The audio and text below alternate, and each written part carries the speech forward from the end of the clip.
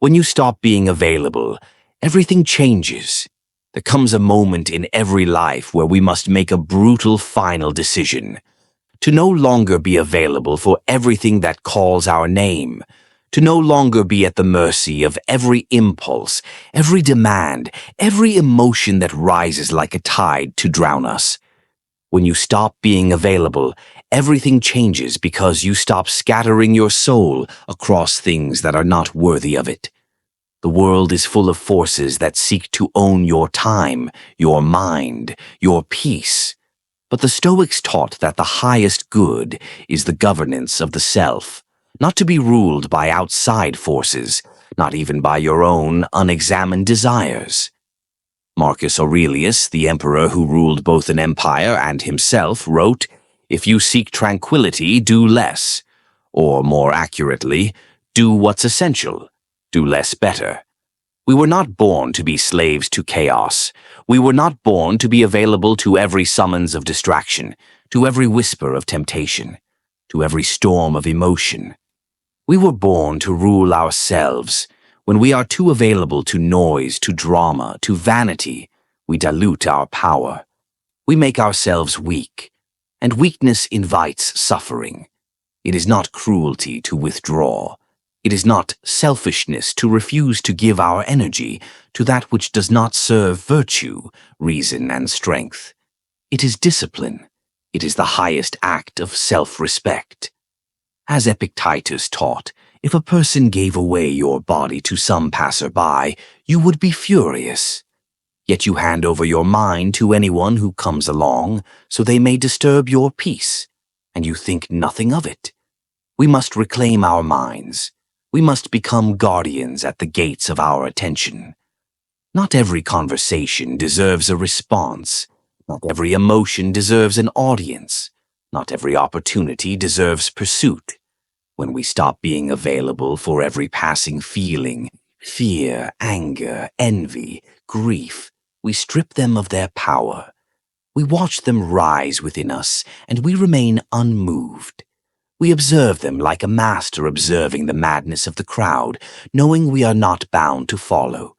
Seneca, wise beyond measure, once warned, "No man is more unhappy than he who never faces adversity, for he is not permitted to prove himself." By withdrawing from the trivial, we make space for the essential. By facing only what truly matters, we forge ourselves into something terrible and beautiful, a soul too strong to be broken, too centered to be moved. And yes, when you stop being available, you will lose things. You will lose false friends. You will lose the admiration of the many. You will lose the comfort of constant distraction. But you will gain yourself. You will gain a strength that does not scream, but stands silent and immovable. You will gain a clarity that cuts through the lies you once told yourself. You will gain a peace that no amount of noise can ever shatter. The man who is unavailable to foolishness, to impulse, to chaos, he is the man who becomes unstoppable. We are not called to be liked. We are called to be strong. We are not called to fit in. We are called to be free. When you stop being available for everything, you start being available for what matters, your purpose, your virtue, your destiny. And in that sacred space you carve out, in the silence left behind when the noise is banished, you will finally hear the voice you were meant to obey all along, your own. The more you withhold yourself, the more you become whole.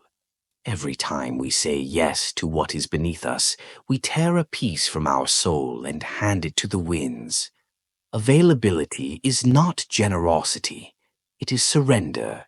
And the man who surrenders himself to every passing thing forgets who he is. The Stoics knew this well. As Cleves taught, the willing are led by fate. The unwilling are dragged. When we are too open to everything, we are dragged by the world, by its fears, its greed, its vanity. But when we close the gates of our attention, when we guard our mind as the Romans guarded their citadels, we stand firm, led only by reason, purpose, by inner strength. To withhold yourself is not to hide. It is to consolidate your soul into something dense, immovable, and indestructible. It is to say, I am not for everything. I am for what is worthy. And once you choose to live this way, the world which once tried to consume you will find you untouchable.